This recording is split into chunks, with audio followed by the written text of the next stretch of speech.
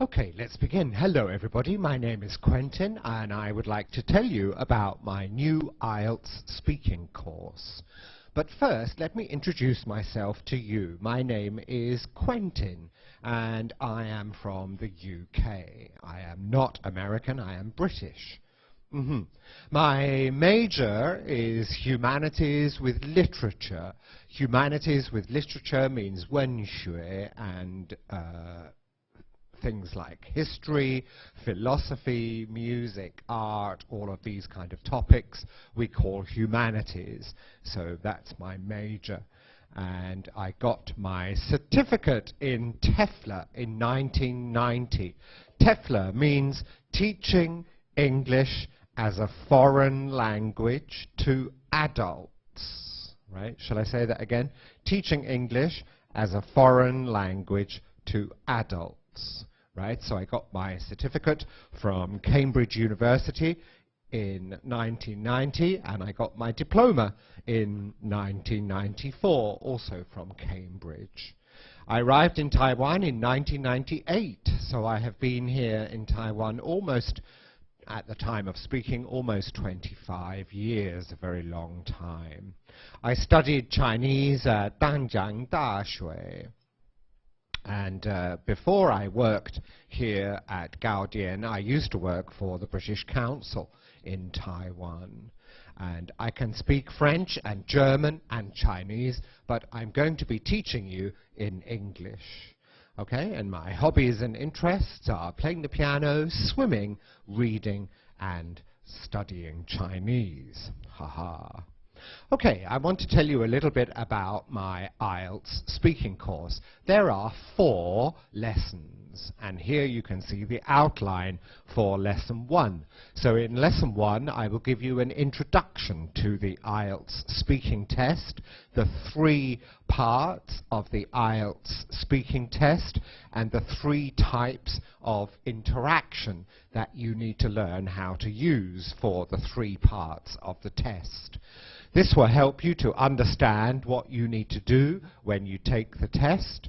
And in the first class, we're also going to have the opportunity to build your vocabulary and listen to listen to 2 examples of an IELTS test, the complete test.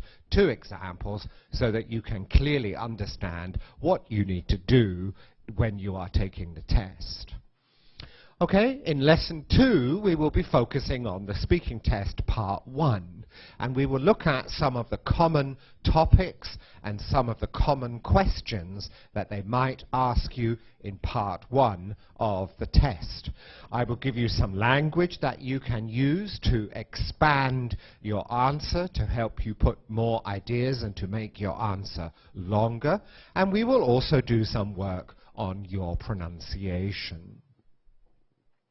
In the 3rd class, we will focus on the speaking test part 2, and we're going to learn a little bit about information structure. This will be important in part 2 of the speaking test.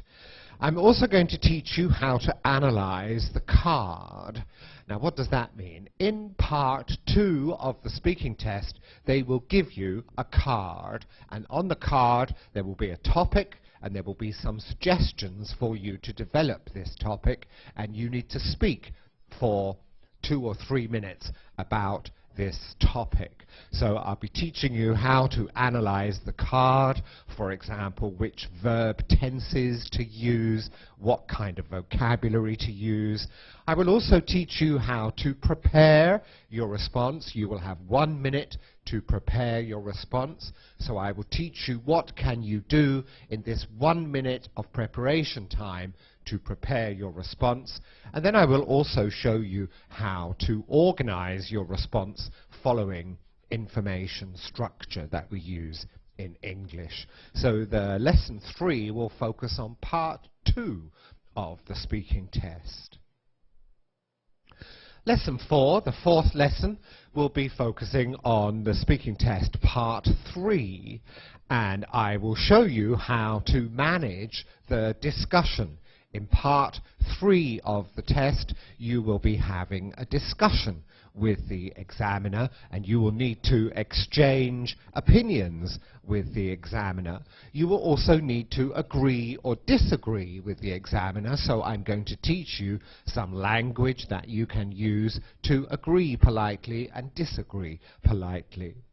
I will also give you the language that you can use to ask for clarification and confirm your understanding. So if you don't understand what the examiner is saying, you will be able to ask for clarification and confirm that you understand. So in part 3 of the test, we will be focusing on how to manage a discussion in English. Now, what are the features of this course? The features are that you will have a lot of sample answers, you will do a lot of listening practice, and you will hear a lot of answers that you can give. I will also be giving you lots of language banks. Language banks are tables with set phrases that you can learn and use in the different parts of the test. There will be guided practice and also feedback, so you will be asked to practice the different parts of the test, and I will be giving you some feedback on your practice. We will also look at some of the common errors that people very often make in the speaking test so that you can avoid these common errors. Another benefit will be not only language. I'm not only going to teach you the language, but I'm also going to teach you how to think in English. How do we think in English? And this is a little bit different from the way that you think in Chinese. And it's important to use English thinking when you are doing the test, especially in part 3 of the test.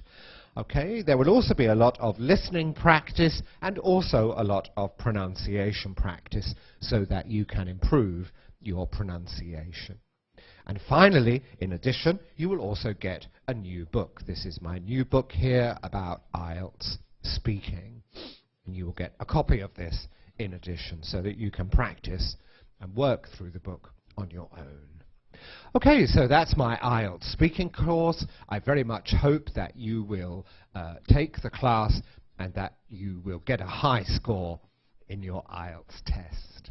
Okay, that's from me. Thank you.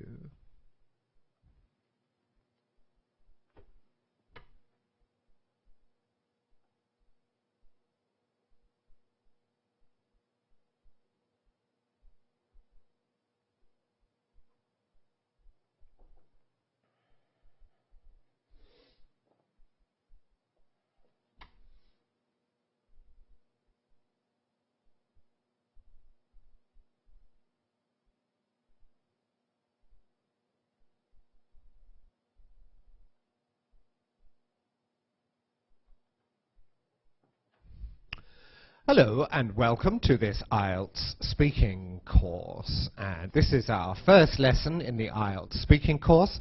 So let me just tell you what we are going to do in this class. We are going to begin with an overview of the test. So I'm going to explain the whole test to you, all the 3 different parts of the test, to give you an overview of the test, especially the 3 different stages of the test and what you will need to do in all of those 3 different stages. We're going to learn something called the patterns of interaction. And that means that in the 3 different stages of the test, you will be expected to interact with the examiner in 3 different ways. So we're going to learn these different patterns of interaction. Then we're going to look at the criteria, the examining criteria, which means the different things that the examiner is listening for when you do the test. How will the examiner give you your grade, and what do you need to show the examiner you can do with your spoken English? So we're going to look at the different examining criteria. Then we're going to do some listening practice. We're going to listen to 2 sample tests so that you can hear the complete test and the 3 different parts of the test. And then finally, we're going to have a chance to develop some vocabulary. We're going to do some listening, and you will be developing your vocabulary and learning some new vocabulary. Okay, so that's our program for this lesson. Let's begin with an overview of the test. What do you need to do in the IELTS speaking test? Well, it'll be a face-to-face interview, or you will be speaking to a real person or somebody on a computer. Okay, don't be afraid of the computer. It's just there in between you and the examiner. So there's no difference between the face-to-face interview and the computer interview. The test is exactly the same. The only difference is that you will be speaking to somebody via computer. So that's very easy. Okay, the interview will be recorded. Okay, but you don't need to worry about that. The examiner will make sure that the interview is recorded. The whole test lasts between 11 and 14 minutes, depending on the examiner, right? But it's about no longer than 15 minutes. And the test has 3 parts. Part 1 is a Q&A, where the examiner will ask you some questions. Part 2 is a short talk, where you will have to talk for 2 or 3 minutes about a topic that the examiner will give you. And then in part 3, there will be a discussion related to the talk that you gave in part 2. So these are the 3 parts of the exam. So this is an overview of the IELTS speaking test. Okay, let's have a look in more detail at these 3 different stages of the test. And I'd like you to look at this table here. You can see this table in your book here on page 6. And I'd just like to talk you through it because it's very important and also quite interesting how they organize the test. Right, now if you look at this part of the test here, you can see the 3 different parts of the test. Part 1, Part 2. Part 1 is Q&A, Part 2 is a short talk, and Part 3 is the discussion. And here we have the difficulty level. And you can see from the graph that Part 1 is the easiest part, Part 2 is a little bit more difficult, and Part 3 is the most difficult part of the speaking test. And if you want to get a high score in the IELTS speaking test, you need to focus on this part, this difficult part of the test, to help you get a higher score. Now let's look at this. We can see here at this side of the table, this is a low score, and here you will get a high score. So if you do well in this part of the test, you will get a high score. But if you do very well only on this part of the test, and this is not very good, then your score will be low. Yeah? Okay, also, here we have personal and here we have impersonal. So the first part of the test will be personal. They will ask you personal questions about your life, about your situation, your studies, your family, topics like these. We will look at some topics in the next lesson. Okay, so the first part of the test, the topic is more personal, and this is why it's easy, because it's very easy to talk about yourself and your own situation. As we go through the test, it will become more and more impersonal, until when we get to part 3, the topics will be impersonal. They don't want to know about your life, but they want to know about your ideas and your thinking and your opinions about things. So as the test goes on, as you get to part 3 of the test, the topics will be more impersonal. Okay? And then also we have here concrete and abstract. So concrete means topics which are very closely related to your life, and abstract means talking about ideas. abstract ideas, concepts, these kind of things.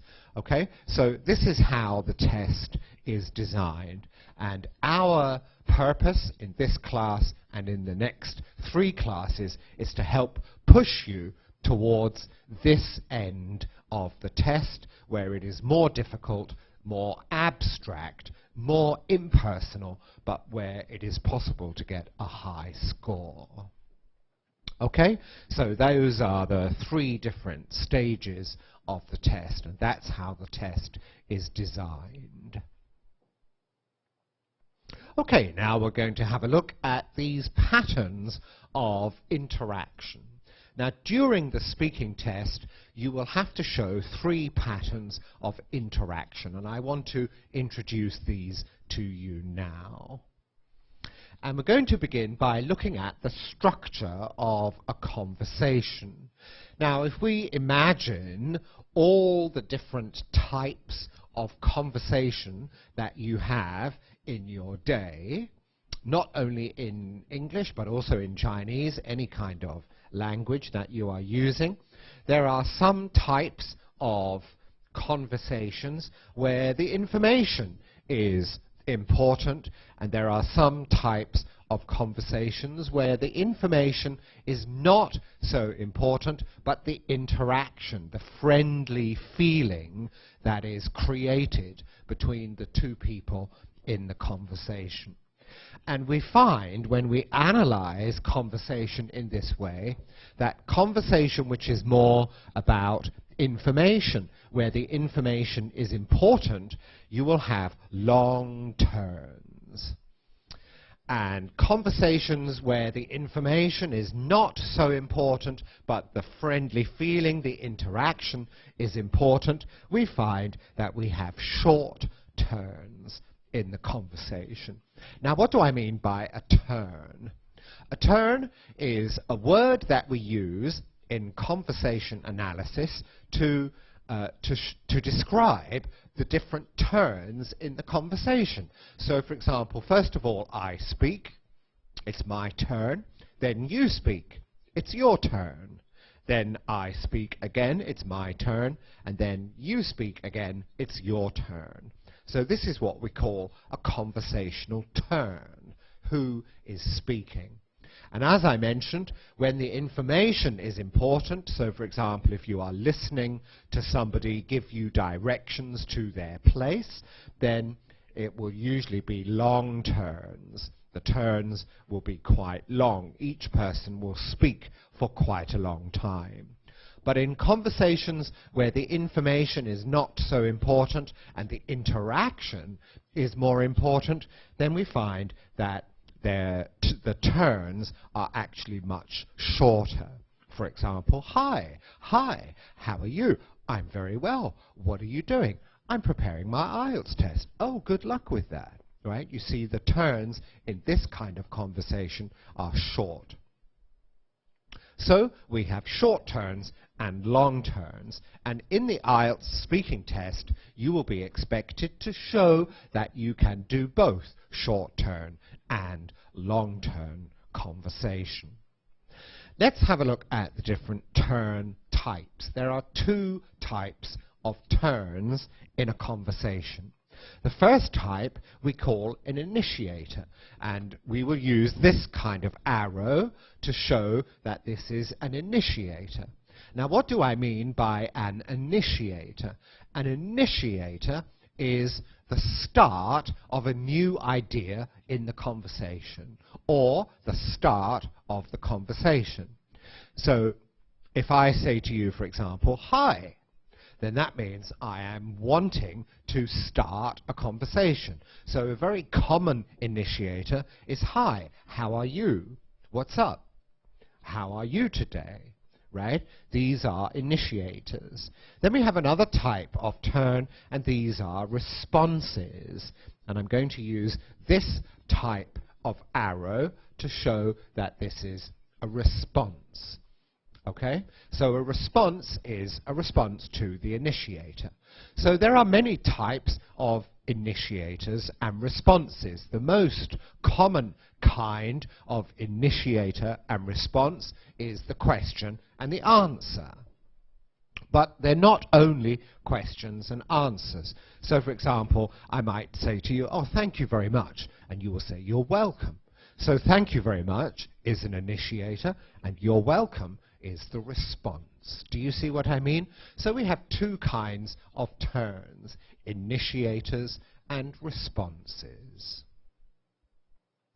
Now, we can have balanced or unbalanced short turn talk. Let's look at how this works. So for an unbalanced talk, speaker A will begin with an initiator, and speaker B will respond. Then speaker A will have another, then speaker B will give another initiator, and A will respond. Then A will give an initiator, and then B will respond, and then B will ask A a question. Do you see how that works? So you can see that this is balanced because both A and B have the same number of initiators and responses. So we call this short turn talk balanced. And in this type of talk, both A and B are working together to keep the conversation going. Okay, now you can copy this slide here in task 2 of your handout in the first box here. Okay, this will be important information later.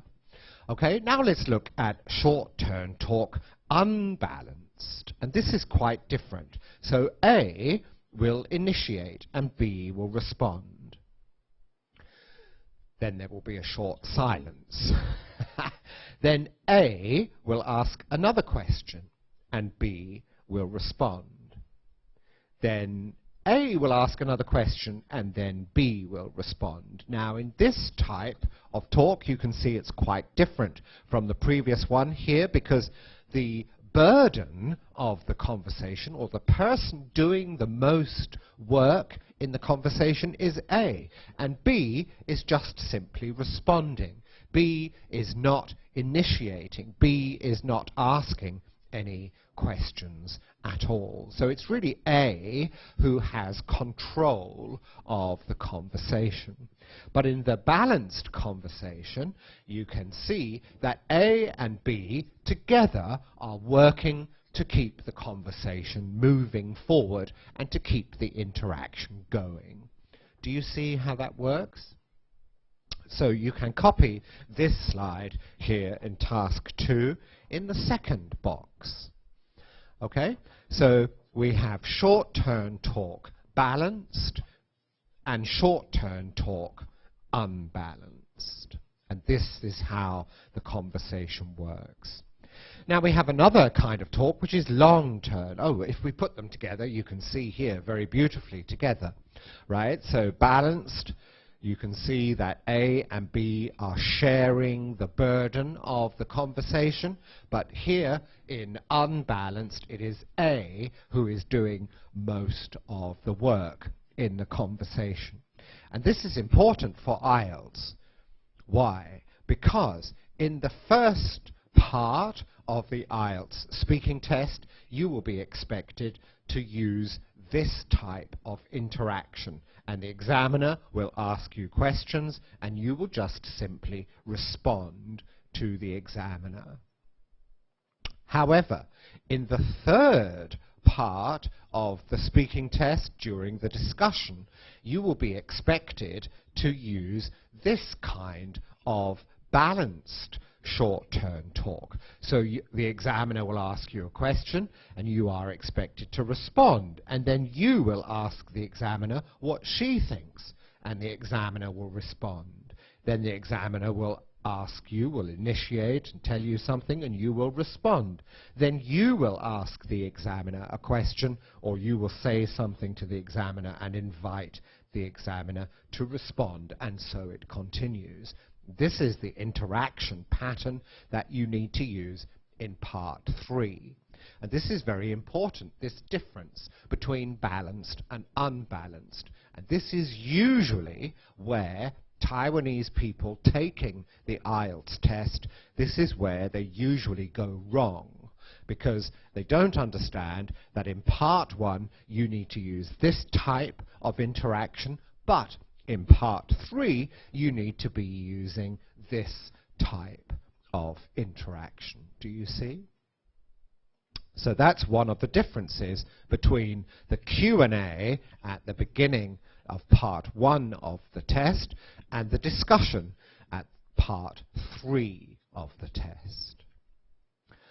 Okay, now we've been talking about part 1 of the test. Part 1 of the test is like this, and part 3 of the test is like this. Now what about part 2?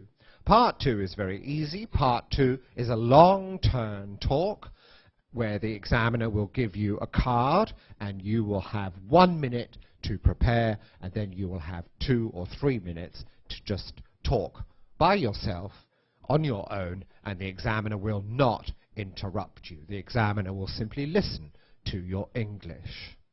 Okay, so this is what we call a long turn talk, and this is the interaction that you will need to use for part 3 of the test. And you can copy this slide, this long turn talk, you can copy this into this box here at the top of the second page.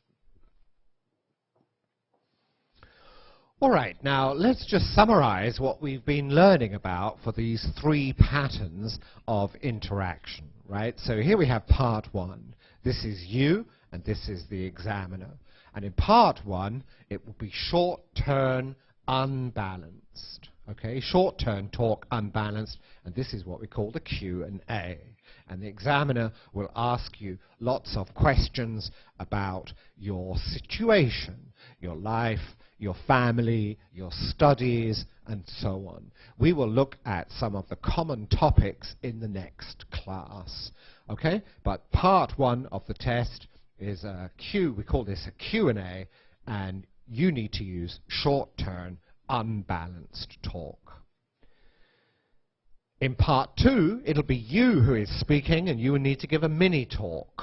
Okay, you need to give a mini talk. You need to talk for 2 or 3 minutes on a topic that they will give you, and this is the long turn talk in the part 2 of the test, and you will be simply talking to the examiner.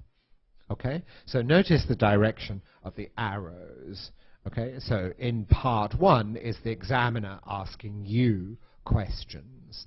In part 2, it's you telling the examiner about something in a long turn. In part 3, this is the discussion part of the interview, of the exam, and this will be short turn, balanced talk. And you can see we have an arrow on both directions. So you and the examiner will participate together to create short turn, balanced conversation. Okay, so these are the 3 different parts of the test. And as I said before, I think it's very important for you guys to focus on part 2 and part 3. Part 1 is very easy. The topics are easy, the interaction is very easy. You just listen to the examiner and answer her questions. Okay, but part 2 and part 3 are more difficult, especially for Taiwanese test takers, people who are taking the test here in Taiwan. You will need to work especially hard at part 3. But we will do that together in the 4th class. Okay? All right then, very good. And you can see this on your handouts. You'll see this on task 3. All right then, very good. So now let's talk about the grading criteria. What do you need to give the examiner so the examiner can listen to you and judge your English ability? Right? How is the examiner judging your English? And these are the different criteria. First of all, fluency and coherence. So that means the examiner will be listening to your fluency. How fluent is your English? Coherence means the way that you link your ideas and the way that you interact with the examiner. So the first thing the examiner is listening to is your ability to be fluent and your ability to interact correctly and to make your talk cohere and answer the questions. Okay, so fluency and coherence is the first criterion. Number 2, the second criterion is lexical resource. This means your vocabulary, and the examiner will be listening especially to your vocabulary. Now, the vocabulary that you're going to use in part 1 of the test is easy vocabulary. It's concrete vocabulary. It's vocabulary that you use probably quite often in your daily life when you are speaking English. It's vocabulary that you are very familiar with. But in part 3 of the test, where the topics are more impersonal and more abstract, you remember, this will be more difficult. You will need to show the examiner that you know abstract, impersonal vocabulary, and we're going to work on this in a moment. Okay, so number 2, the second criterion is lexical resource. What kind of vocabulary can you use? Number 3 is your grammatical range and accuracy, and this means that the examiner is listening to your grammar. Now, there are 2 things here. First of all, we have range. Okay, now range means the many different types of grammatical structure that you can use. You need to show the examiner that you can use a range of different grammatical structures, many different types of grammar. If you can show the examiner that you can use a range of different types of grammar, then you will get a high score. If you just use one particular verb tense and one particular type of sentence structure, then there will be no range, and you will get a lower score. Now, in addition to range, we also have accuracy, and this means that your grammar must be correct. So not only must you show the examiner that you can use a range of different grammatical structures, but you must use that range of different grammatical structures, you must use them all accurately, right? So to get a high score for criterion number 3, you have to show the examiner that you can use a range of different grammar structures and that you can use them accurately. Both range and accuracy.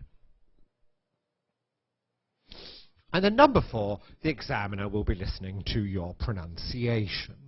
Okay, now be careful here, because pronunciation is not the same as your accent. Your accent, because you're Taiwanese, will probably be a little bit more American English, because in Taiwan we learn American English, 对不对? Right? But don't worry about this. They are not listening to your accent. They're not listening to whether you can speak British English or American English. No. They are listening to your pronunciation, and your pronunciation means the accuracy of your pronunciation. How do you speak the different sounds of English? Are they recognizably English? Okay, so we will be working on your pronunciation, and I will show you some methods, some techniques that you can use to get a high score for your pronunciation.